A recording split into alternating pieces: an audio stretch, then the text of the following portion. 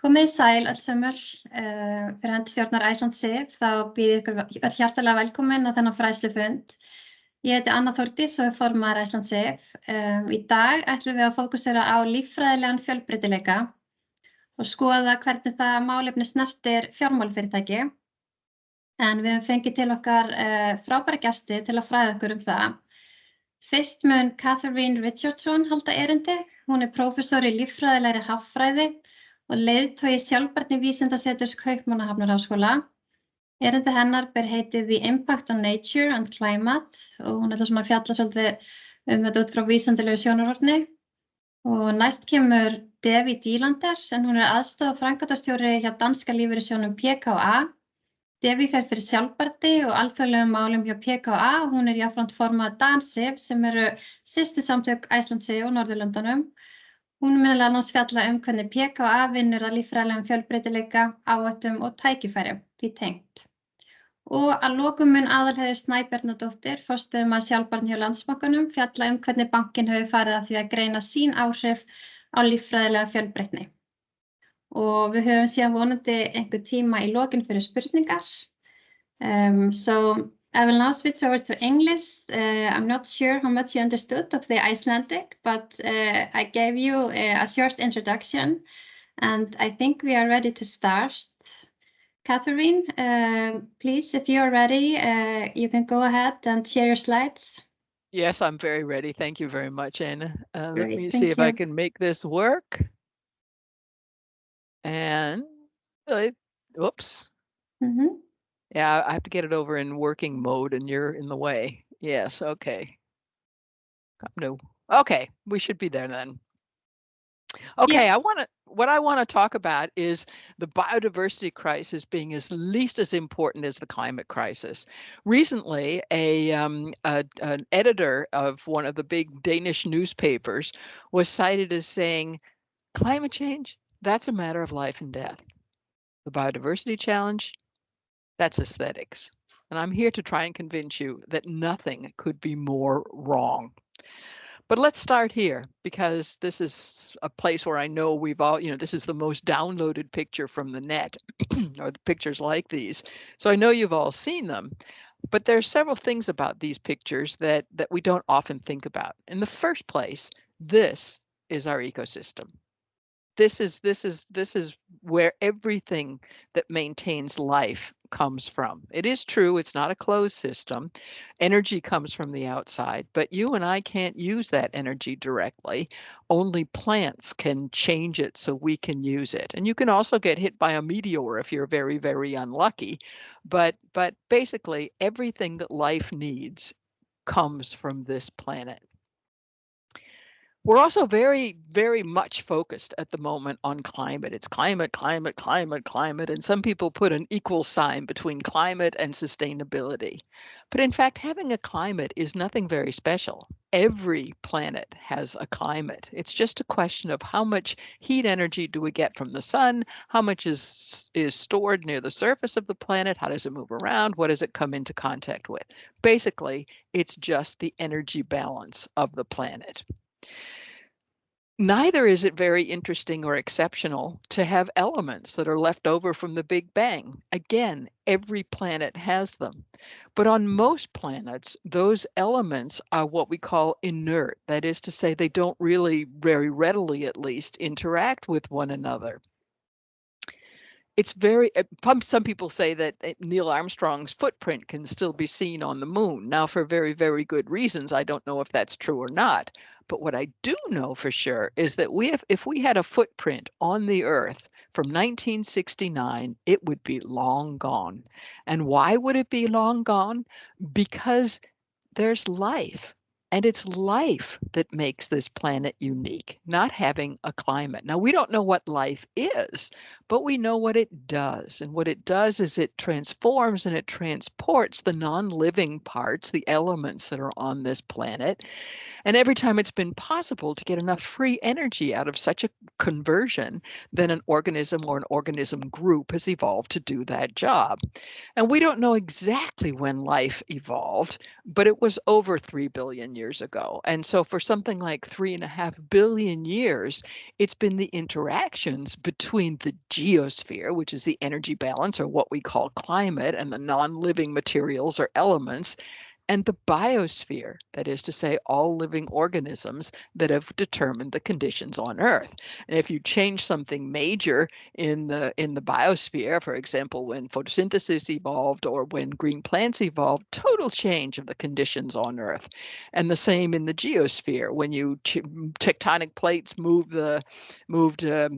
continents around, and or a meteor hit the Earth 63 million years ago and did it out for the dinosaurs. So total change in the conditions on Earth. So these two spheres can individually change the conditions on Earth. But for very long periods of time, they get into a kind of a quasi-equilibrium where they get into balance. And that's what they've been like for the last 12,000 years approximately. And that is the period, even though our species evolved in its present biological form about 200 to 250,000 years ago, it's only in the last 12,000 years that everything we associate with modern civilization has evolved. So that balance between the geosphere and the biosphere, we know we can thrive under those conditions. Now, during the last, and that of course means, because it's this interaction, and when I say biosphere rather than biodiversity is how many genes, how many species, how many ecosystems do we have, but we also have to worry about this function, what it actually does and how it moves elements around. So when we talk about biosphere, it's not just diversity, it's also what life actually does. Now, within the last 150 years or so, a third force has come into play that can change the conditions on Earth, and that, of course, is us. And our pressure is increasing, but we don't impact the planet as a whole directly. We do it either by pushing on the geosphere, which is when we worry about climate and changing the energy balance, or by changing the biology, the biosphere. And this is what we call the Anthropocene. This is in the Anthropocene, the time of humans is simply a recognition of the fact that humans have this capacity to alter the biosphere or the geosphere in such a way that it will change the conditions on Earth. Now, we've talked an awful lot about climate, but let's talk about the biosphere.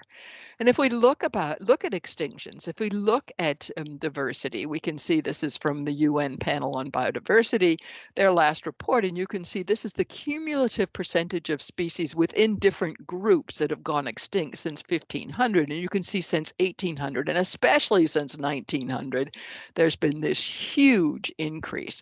And a lot of people say that we're in the sixth mass extinction, because there have been 5 other periods where organisms have disappeared. We're not in a mass extinction yet. In a mass extinction, 60 to 90% or more of life on Earth is eradicated. Here we're only at about 2.5% of amphibians that are gone. But the rate of change, the rate that we're losing species, is every bit as fast or faster than it was in the earlier extinction. So if we can't stop this, we are in a mass extinction. But in addition to that, there are shocking changes in the composition of life on Earth. If you could take, thanks to human activity, if you could take all of the organisms on land that have a backbone and put them on a scale, you would find that about 65% of the weight would come from domesticated animals, about 32% from us, and less than 3% from wild nature. Now, clearly, we've not only changed the numbers of species, but we've changed what life, the biosphere, does on this planet. And the greatest threat to biodiversity on land, or the biosphere on land, actually in the ocean as well, is lack of space. And if you look at how we use the Earth's area, the red color on the left, North and South America, that's the area that we use for making animals to eat or food to produce those animals. And if you think Iceland, Iceland would be part of this red, since it's gone from being forest to being sheep. And if you go over to China and Southeast Asia, that's the area that we use for producing our grains and that sort of thing. So we're using a tremendous amount of land. The purple in the top of Africa there is infrastructure, built up areas, cities, and so on. The brown area on top is areas that we just can't use. So we are using there's very little of nature, of the area of Earth that's left for nature, which is why the great E.O. Wilson from Harvard, who was actually one of my professors when I was studying there, argued some years ago that we should save half of the Earth just for other living organisms, not for humans. And in fact, there is now an UN agreement, not to save half of the Earth, but to have 30% of both the dry and the wet areas, including the ocean on Earth, that are reserved for some kind of nature protection. And the new EU strategy also has 30% of land and ocean in Europe, a third of which, it is to 10% in all, that should be strictly protected so that humans can't use the area. And what all this, of course, tells us is that increased efficiency in land use is something that will pay. There'll be increasing demand for land, and we can use of land as a proxy, a metric for the biodiversity impacts of our social activities, our economic and other activities. In addition to land, we are using a third of the energy that was historically available to nature. Now, we all learned in the very small classes that it's photosynthesis that feeds all food webs, except there's some very deep chemical hydrothermic vents in the ocean where they don't get light. But for all intents and purposes, including our own, it's photosynthesis that keeps us going.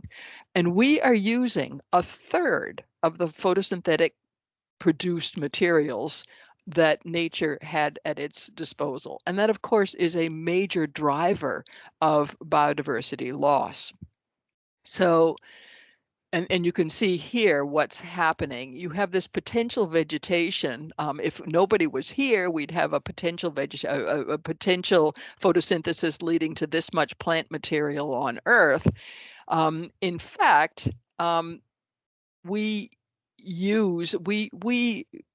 this area up here, we've built buildings where they can't do photosynthesis anymore, or parking lots or roads or whatever. And then we have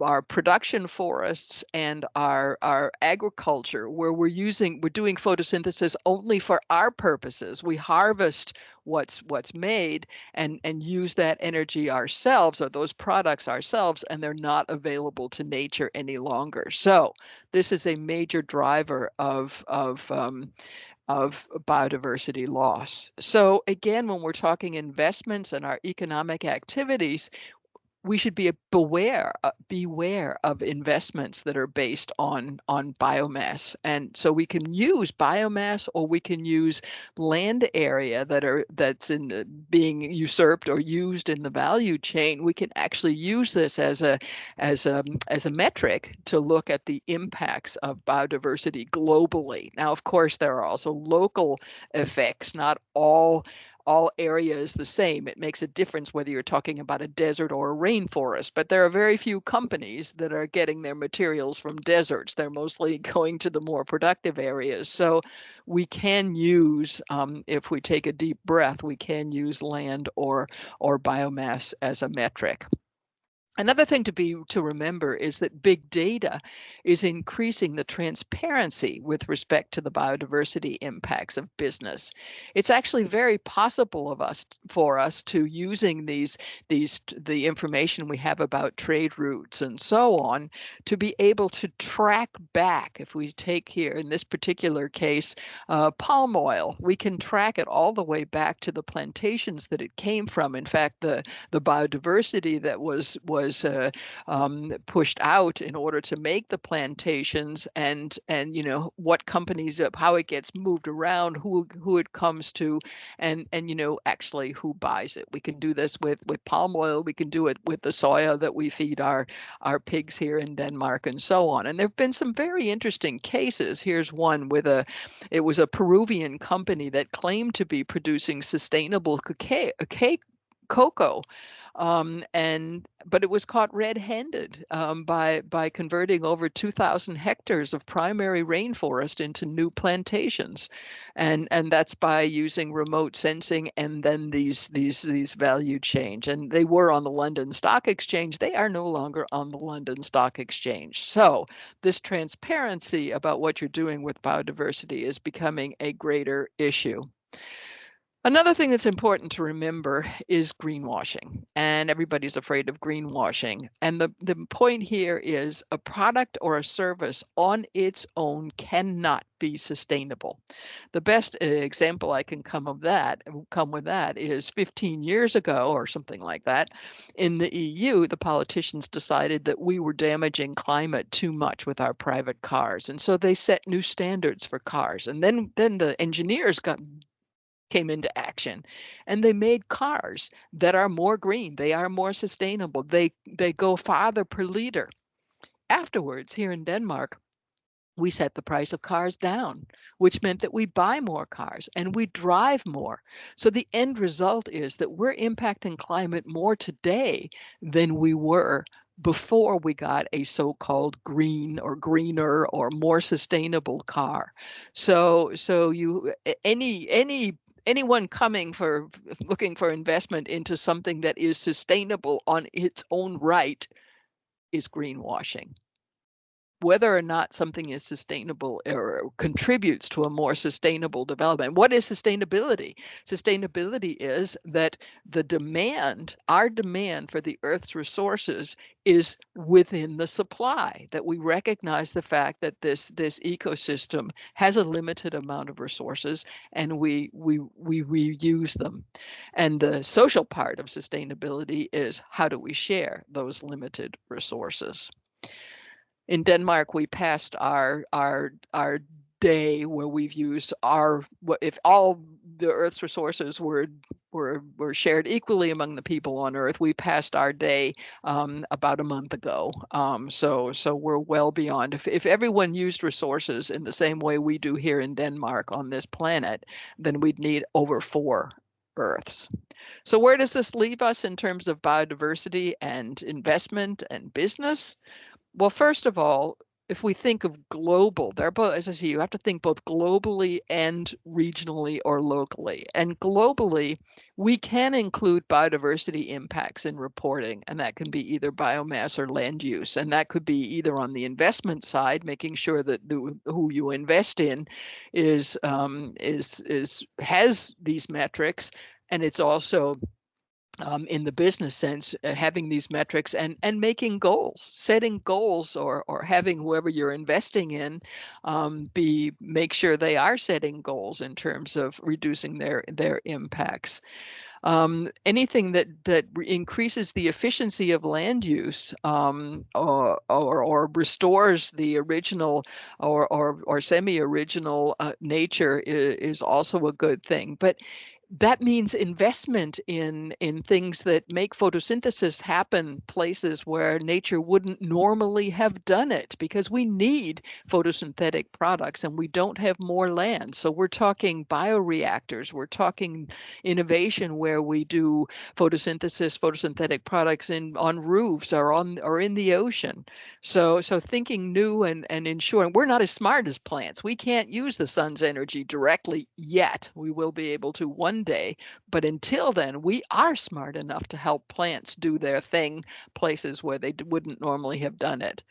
Ensuring the transparency of supply chains and locally, you can do things that, visibly around your own, whether you're a company or a financial institution, you do have a home base. You can do things that not that it changes biodiversity, it sends a signal. It sends a signal of it may have a global effect, but it has an effect on your employees, and it has an effect on the world around you. And also there can be activities where you can have a day out in nature, or helping replant, or clipping out birch trees in peat bogs that shouldn't be there, and so on. At the moment, it isn't immediately clear that you can earn money by investing in biodiversity, but I will put my hand on my heart and say it's very clear you can lose money if you don't have a focus on biodiversity. And that this agenda is here to stay came through very clearly here in the last World Economic Forum meeting, last Davos meeting here in January, where they did this survey of 1,500 people or so, looking at global risks over the next 2 years, where it was extreme weather came in number 2, which is really climate, but misinformation, extreme weather. But if you look 10 years into the future, it was extreme weather events and critical changes to Earth systems. And then number 3 was biodiversity loss and ecosystem collapse. So I feel very confident saying this agenda is here to stay, and it's something that we're all going to have to focus much more on than we are today.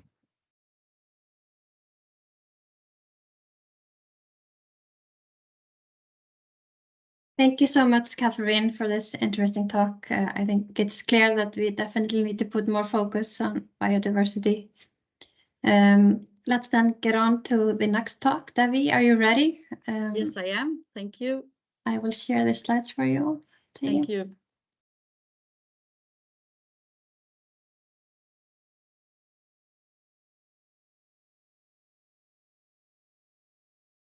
Okay, do you see them?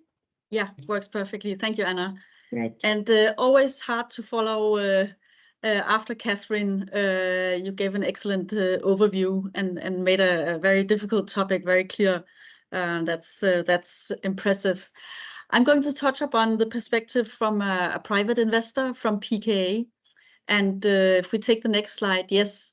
So I've divided this in 3 areas. A little bit about what is PKA, what has been our approach to biodiversity, which started back in 2020, and what do we see as challenges, but also opportunities in relation to biodiversity. Next slide, please. Yeah, so just a few comments about PKA. PKA is Denmark's 3rd largest pension fund. We are owned by our members, as you can see, 360,000 members, and primarily people working in the healthcare sector, so nurses, midwives, physiotherapists, and so on. Therefore, also mainly women, and with asset under management of over $64 billion US. We put a target to increase our sustainable investments a couple of years ago, and we're right now at around 6 billion, and we'll have a focus on increasing that going forward. Next slide, please.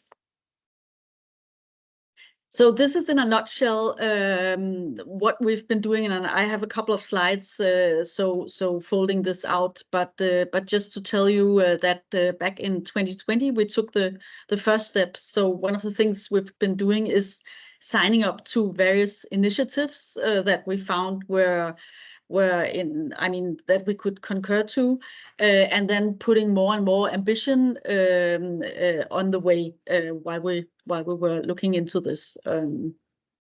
But back in 2020, we had a look at the Convention on Biological Diversity and thought that would be a first step.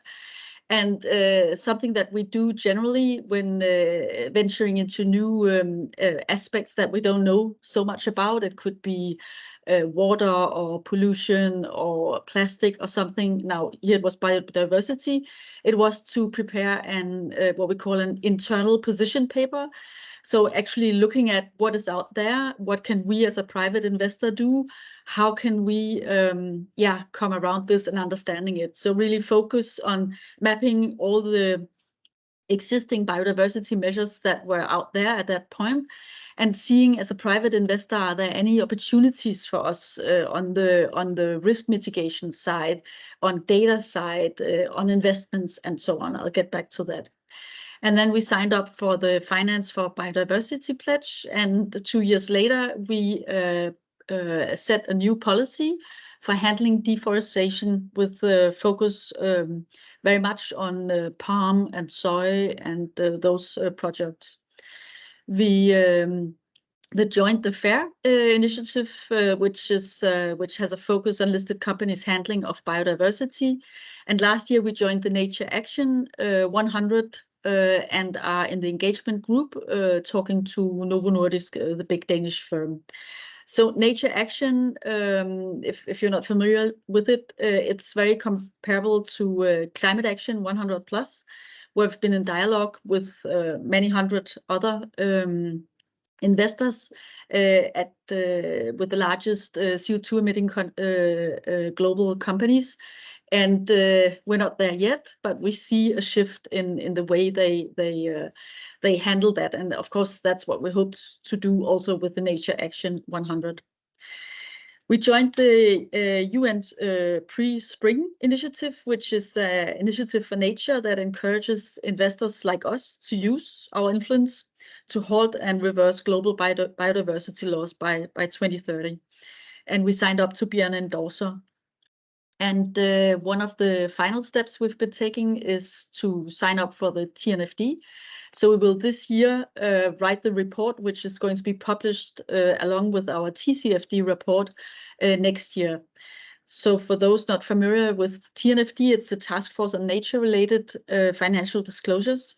So it's a way for us as investors to learn our investments, our portfolio companies, and so on. Are there any biodiversity risks? So it's not so much opportunities, it's more looking into the risk side, which is a good idea just to get to know what does your investment portfolio look like. And we are right now considering participating in the COP16 in Colombia, which will take place in October. And it's the first time that Denmark is going to have an official delegation going to these semi-annual COPs on biodiversity. So looking into that as well. Next slide, please. So a little bit deep dive on some of the initiatives. I mentioned this position paper on biodiversity that we've discussed with our board of directors in our ESG committee. It is a mapping of those biodiversity initiatives that were out there in 2020. It weren't that many. Many have come along the way for the last 4 years, which is great. But looking at opportunities, data, investments, the concept of active ownership, so actually using that right to vote and to prepare proposals for the general assemblies, could that be something for us? And also new opportunities, as I mentioned, some of the initiatives we've signed up to, the reporting and so on. So this was discussed, as I mentioned, in our ESG committee. And the results were that we wanted to have biodiversity included in our active ownership approach. I'll come back to that. We've been looking at companies and also excluding companies due to biodiversity risks. And I've put here 2 concrete examples on palm oil and cattle farming. We would like to invest with a focus on biodiversity, but as Catherine mentioned, it's not that far advanced. We don't see many business cases, at least not from our side, but we can see green bonds with a focus on biodiversity, like replanting forests and certified properties with green roofs or nature areas. That's something that we see coming. It's not a business case in itself, but it has something to do with biodiversity. And then looking at biodiversity risk in the due diligence process when investing in infrastructure like offshore windmill farms. And the next slide, please.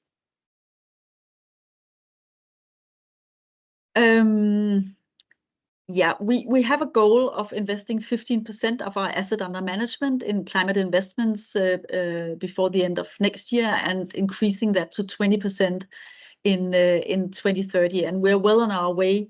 And it's great to have a goal and a target, but it is just a goal and a target. It's a real concrete investments that actually make the target happen.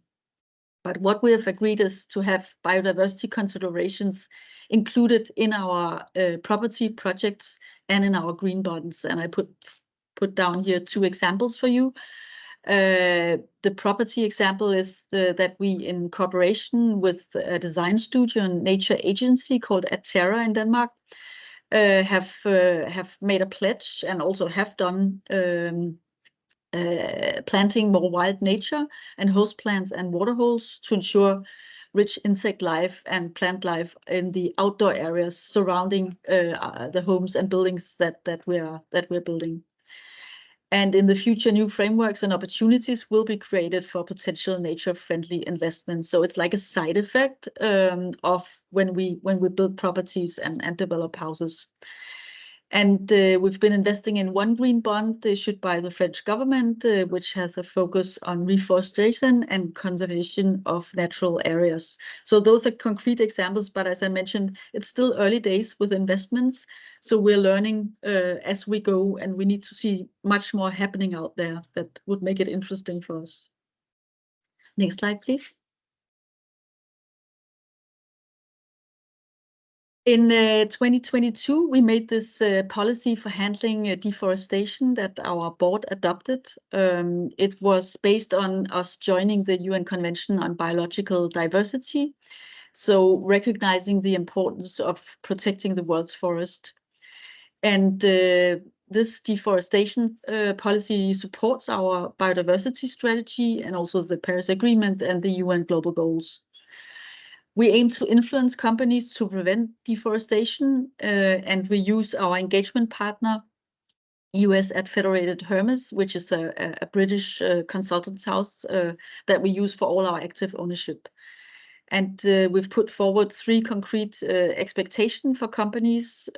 So companies that procure palm oil, soy, beef, leather, pulp, and paper, they must commit to set clear timelines for eliminating deforestation in their supply chain. And they should also be transparent about their strategy for achieving a deforestation-free supply chain.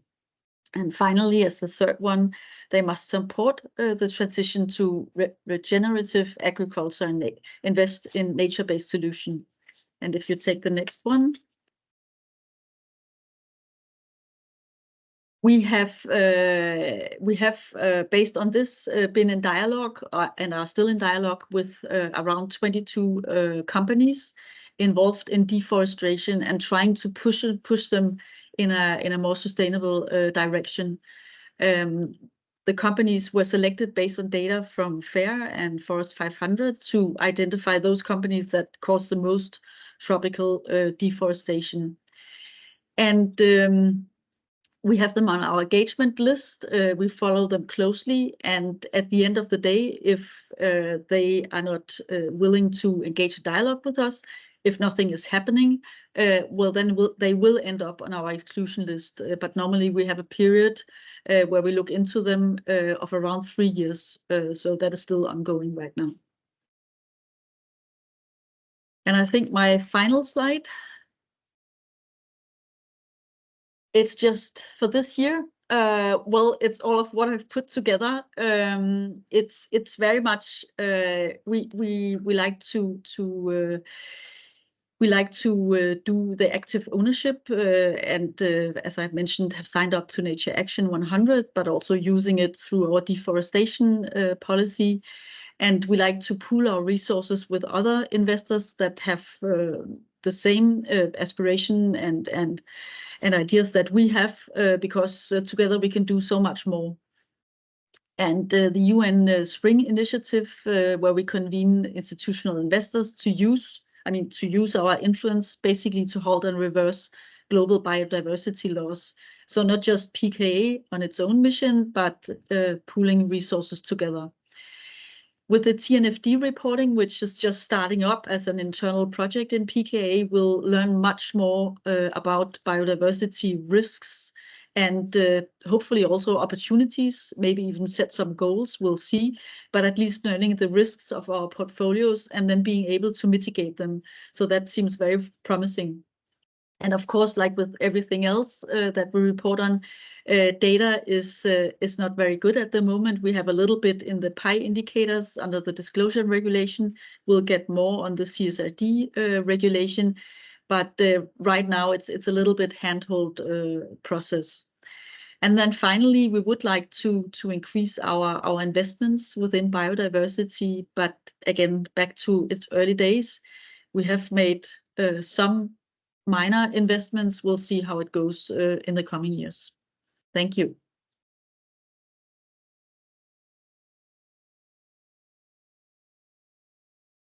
Thank you so much, Devi, for a great talk.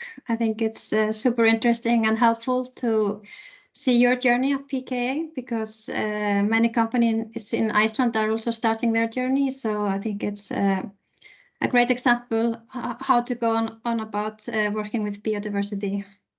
And I know you have to go now, so I thank you for participating. And we will go on to our next speaker, Heiða. Are you ready? Já, ég að reyna að koma þessu upp hjá mér. Já.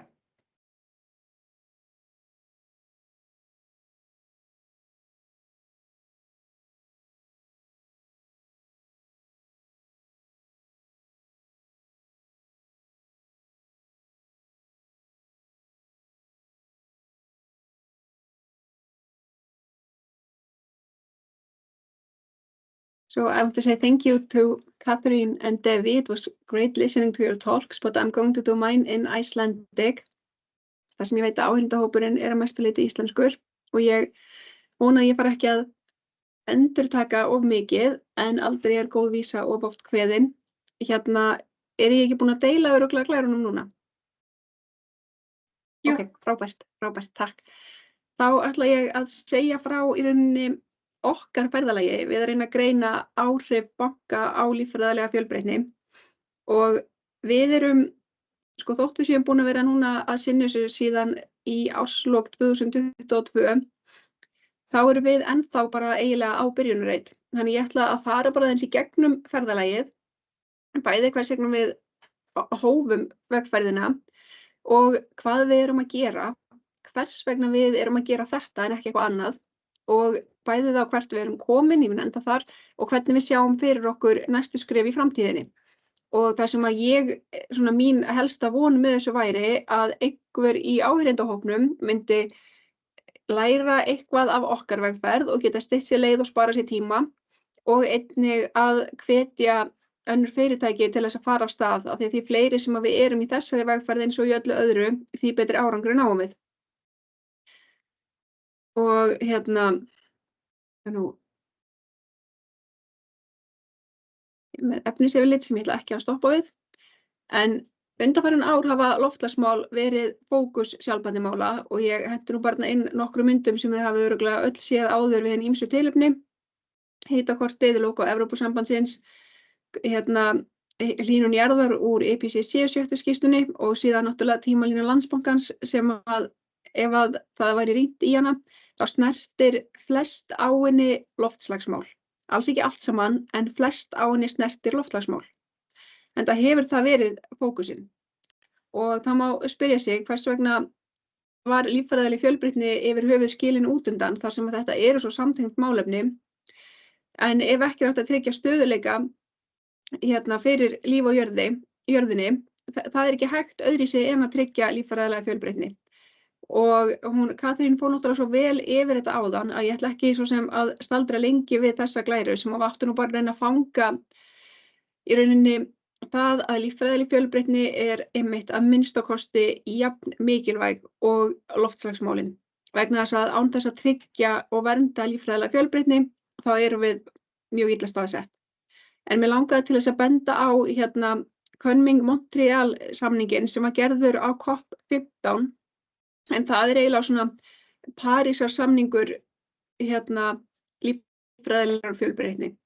En þessi Könningin Montreal-samningur, einmitt eins og Katrín minntist líka á áðan, hann snýr að því að tryggja verndun 30% haf- og landsvæða að minnsta kosti fyrir árið 2030. Þannig að við sjáum líka til sama tímalína og Parísarsamkomulagið að horfa í 2030 og bara fyrir smá dramatík, þetta snýst að verja tilvist mannkynsins af því að við tilheyrum lífríki og vistkerfi jarðar. Við erum bara einn hlekkur í þeirri keðju.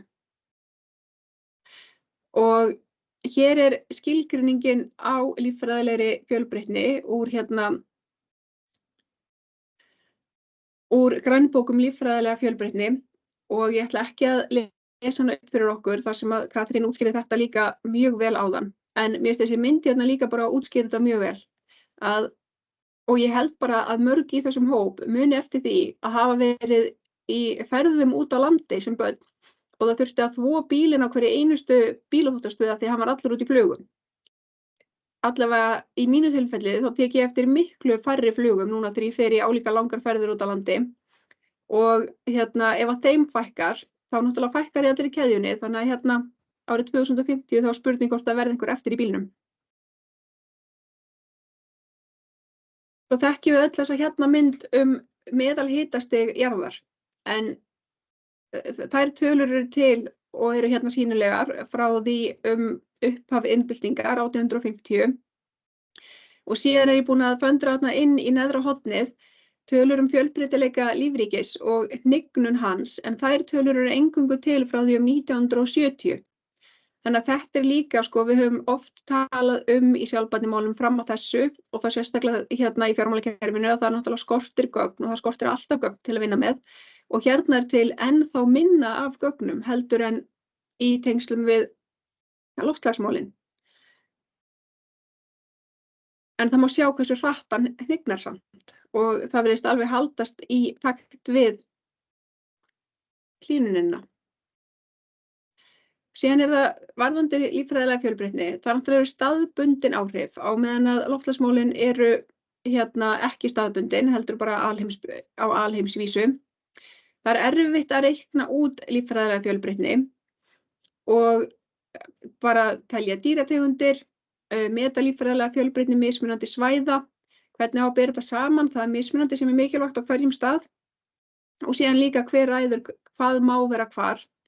Íslenska birkið betri gróður en aspir og lúpína? Ég mun ekki svara því, en þetta alveg svona hvað best og í stöðunni sem við erum komin í, þá þurfum við kannski að sætta okkur við einhverja breyttar aðstæður og en svo varðandi að áhrifin eru staðbundin. Þetta getur líka verið freistnivandi fyrir fyrirtæki að taka ekki með inn í rauninni loka keðjuna hjá sér slæm áhrif sem eru annars staðar í virðiskeðjunni og leyfa sér að líta fram hjá þeim af því að þau eru annars staðar og þau sjá ekki og finna ekki fyrir mununum. En hvernig skiptir þetta fjármálafyrirtæki máli? Skiljum alveg hvernig þetta skiptir mannkynið máli, en hvernig skiptir þetta fjármálafyrirtæki máli? En helmingur vergrar landsframleiðslu heimsins veltur á líffræðilegri fjölbreytni og að eyðing þess stöðvist. Til þess að ná markmiðum Könningin Montreal-samningsins sem við vorum að tala áðan, þá þarf fjármagn. Það þarf að tryggja aðgang fátækari ríkja að nægu fjármagni til þess að stuðla að verndun líffræðilegra fjölbreytni. Fjármagn mikilvægt í umbreytingaferli, hvort sem það umbreyting í loftslagsmálum eða verndun líffræðilegra fjölbreytni. Fjármálakerfið getur lagt áherslu á að stuðla jákvæðum breytingum með því að fjármagna umbreytingu fyrirtækja sem að uppfæra viðskiptamódel sitt eða lækka losun gróðurhúsalofttegunda. Og síðast en ekki síst, Evrópusambandið hefur náttúrulega tekið þetta upp á sína arma í sínu sjálfbærni regluverki. Og við hjá fjármálafyrirtækjum erum farin að þekkja sjálfbærni regluverk Evrópusambandsins ágætlega og það meðal annars tekið fyrir í flokkunarkerfinu eða EU taxonomy en þar heill kafli verndun og endurheimt líffræðilegra fjölbreytni og vistkerfa og síðan í ESRS-leiðbeiningunum, þar líka einn kafli, E4, sem að fjallar eingöngu líffræðilega fjölbreytni og vistkerfi.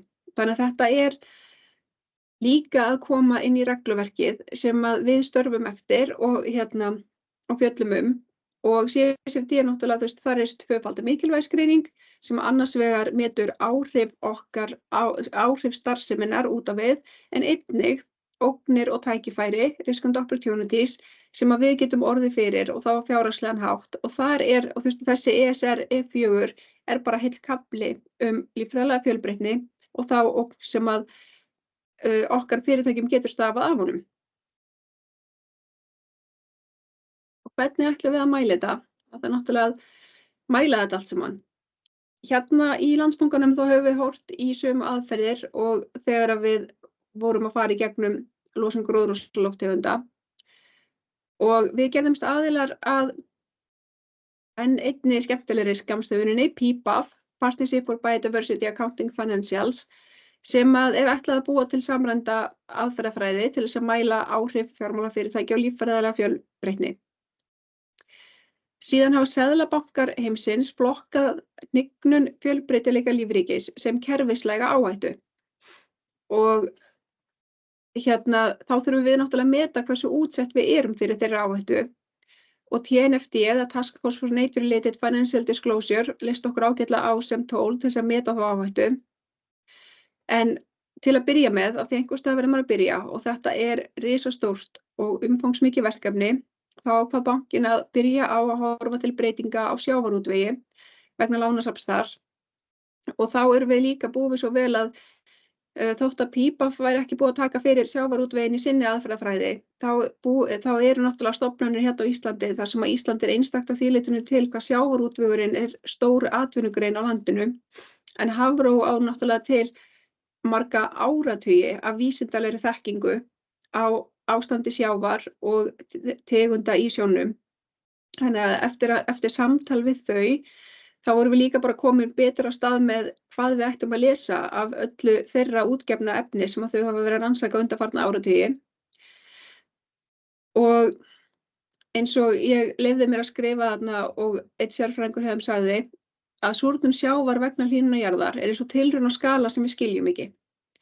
Og þá átt hún við að við erum eiginlega bara í einhverju tilraunastarfsemi við mannkynið, en við skiljum ekki einu sinni í rauninni skalan sem við erum að gera tilraunin á. Og mér finnst þetta líka oft lýsa bara, þessi setning lýsir líka hvernig mér líður þegar ég að horfa á í rauninni hvernig ætlum við að mæla áhrif eða annars vegar okkar á líffræðilega fjölbreytni eða hvaða áhrif breyting á líffræðilega fjölbreytni getur haft á okkur. Og síðan höfum við líka verið að styðjast við 4. skýrslu vísindanefndar um loftslagsbreytingar, en það góð umfjöllun stöðu sjávar, mögulega sviðsmyndir til framtíðar og þá bæði hvort að tegundir muni hverfa héðan, hvort að nýjar tegundir fari í staðinn, hvort að komi hvort að skapist kannski bara aðstæður fyrir djúpsjávartegundir sérstaklega og hvort að uppsjávartegundir muni forða sér úr hlýjum sjó.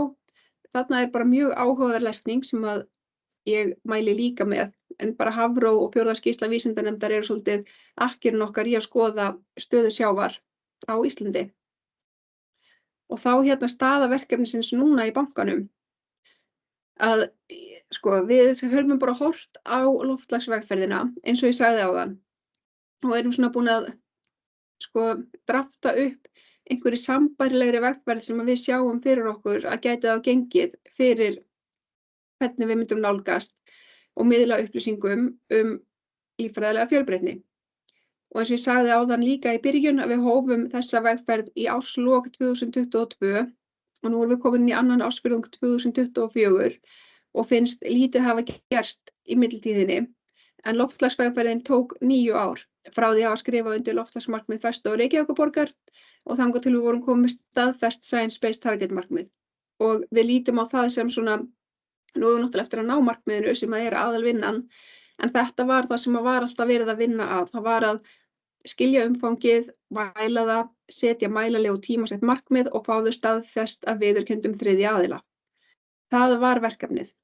Nú erum við að horfa á það verkefni fyrir líffræðilega fjölbreytni. Og vonandi mun það ganga hraðar og taka skemmri tíma en 9 ár, þar sem við höfum eitthvað til þess að styðjast við, og ekki bara við, heldur allur heimurinn. Og það eru allir að hreyfa sér hraðar. Og þá erum við að horfa á, eins og áður horfum við á Parísarsamkomulagið, nú horfum við á Kunming-Montreal-samkomulagið, enda Ísland aðili að því samkomulagi, og þar líka horft svo mikið til hafsins, sem það sem við erum að byrja að horfa á. Og rétt eins og með önnur góð verkefni, að þá þetta líka náttúrulega komið inn í regluverkið, og það smíðast þá líka inn í það sem að eftirlitsaðilinn að fylgjast með, og þá hvetur það mann til þess að gera betur, og maður fær líka betri eða góðar leiðbeiningar. En leiðbeiningarnar sem við höfum samt valið að styðjast við notum PCAF til þess að mæla fjármagnaða losun, og nú erum við að horfa á PBAF til þess að reyna að ná utanum líffræðilega fjölbreytni, og PCAF þekkiði líklega flest á fundinum, en það stuðst við aðferðafræði Greenhouse Gas Protocol til þess að mæla losun gróðurhúsalofttegunda sem þá reiknuð yfir í koltvísýringsígildi og miðlað á þann hátt í gegnum skýrslur. Líffræðileg fjölbreytni ekki eins nálgun. Það ekki hægt að reikna bara yfir í líffræðilegt fjölbreytni ígildi. Gróðurhúsalofttegundir öðruvísi að því til, náttúrulega það bæði þessi, það annars vegar þetta að vera ekki svæðisbundin eða vera staðbundin, en svo það líka að það verið að bera saman svo ólíka hluti, og með gróðurhúsalofttegundirnar þá ertu bara með takmarkað magn gróðurhúsalofttegunda og getur reiknað yfir í ígildi, en það sem að PBAF bendir samt á og sem að vel verðugt að kynna sér og bara byrja kannski á að kynna sér þetta Ecobase sem þið sjáið hérna á glærunni, þetta logo, en þetta opin í rauninni opið vefsvæði þar sem upplýsingar í rauninni alls konar líffræðileg ígildi, þannig að það hægt að skoða þá í rauninni hvað kannski mikilvægast að vera að skoða eftir hvar maður staðsettur í heiminum, og taka þetta inn í og nota með aðferðafræðinni hjá PBAF til þess að greina frá og mæla hver eru áhrifin, hvaða áhrif sem sagt, hversu útsettur ertu fyrir áhrifum vegna breytinga og líffræðilegri fjölbreytileika, og hvernig ertu að mæla það. Og Ecobase sem sagt grunnurinn á því að reyna að mæla það með PBAF, og ég ætla að hoppa hérna beint yfir í næstu glæru sem TCFD og TNFD, vegna þess að þótt við ætlum að mæla með PBAF, að þá sem sagt TNFD samt það sem við notum til þess að greina áhættunar sem við stöndum frammi fyrir. Og TCFD TNFD meina ég í rauninni svona systurverkefni TCFD, en núna TCFD orðið hluti af EFRS stöðlunum, og TCFD ekki lengur uppfært sem slíkt, þótt að heimasíða þeirra sér til, og fyrirtæki sem eru skilaskyld á EFRS S1 og S2 stöðlunum eru bara að skila upp TCFD upplýsingum, og ég tel allar líkur á því að TNFD muni fara sömu leið með tíð og tíma, og nú þegar þá náttúrulega, eins og ég var að tala áðan, ESRS E4 staðallinn líffjölbreytileika og vistkerfi, að hann og TNFD tala mjög mikið saman. Þannig að þetta svona, þegar komið inn í regluverkið og bara eftir að skýrast ennþá betur, rétt eins og annað sem við erum að vinna með. Og munurinn á þessu tvennu að PBAF að mæla áhrifin og hjálpa þér að miðla á skiljanlegan hátt í skýrslu. Og allt sem óskýrt hjá mér núna í þessum fyrirlestri, það líklega vegna þess að við erum ekki komin með neina skýrslu sem hefur hjálpað okkur að kjarna þetta betur saman í einhverju kynningu. En TNFD hjálpar til við að meta hvar mestu áhrifin liggja og hver sé áhættan, og hjálpa svo til við að stýra áhættunni gegnum markmiðasetningu og hvernig þeim skuli ná. Þannig að það þarf að greina áhættuna, það þarf að mæla hana, það þarf að búa til markmið til að stýra áhættunni, svo þarf að miðla þessu öllu saman. Og ástæðan fyrir því að við byrjum bara á einu bara vegna, bara tímið nú eitt, að það Það bara best að byrja á einu og gera það sæmilega vel og taka svo næsta fyrir. Og hérna ég bara með mynd úr PKF-skýrslunni okkar fjármagnaða losun. Og af því ég veit að þetta svolítið lítið, þá bara setti ég örvarna inn. Ytri hringurinn sem sagt fjármagn sem til atvinnuvegarins. Og sjávarútvegur það sem að Örn að benda á. Þetta dökkbláa sem næstu í hálfur hringurinn. Það eru einstaklingar. Við getum ekki skipt okkur eitthvað af því hvað lán til einstaklinga fara í. Þannig að við tökum það náttúrulega fyrir næstæðsta litin sem sjávarútvegur og viljum skilja hvaða áhrif við getum orðið fyrir þarna þar sem að við erum með næst stæðsta hlut okkar lánsfjármagns. Þess vegna erum við að byrja á að skoða sjávarútveginn og svo má líka alveg taka fram að við erum að þessu til að tryggja rekstur bankans. Þetta náttúrulega hluti af því að tryggja aðgengi að fjármagni og góðum kjörum. Þetta hluti af áhættustjórnun. Að sinna sjálfbærni vinnu vel eitt af því sem að laðar að hæfasta starfsfólkið og svo náttúrulega líka til þess að hlíta regluverki. Og ég vil bara taka undir eitt af því síðasta sem að Katrín Richardson sagði áðan að fyrirtæki sem að sinna þessu ekki, sem að sinna því ekki að meta hvaða áhættu þau standa frammi fyrir vegna breytinga á líffræðilegri fjölbreytni, þau mun alveg örugglega tapa peningum. Hvort þau græði pening, þau finna alltaf leið til þess, en þau munu örugglega tapa þeim ef þau eru ekki fylgjast með þessu. Og næsta dagskrá, bara hvað erum við núna að gera? Við erum bókstaflega að koma okkur í gegnum þessar leiðbeiningar TNFD.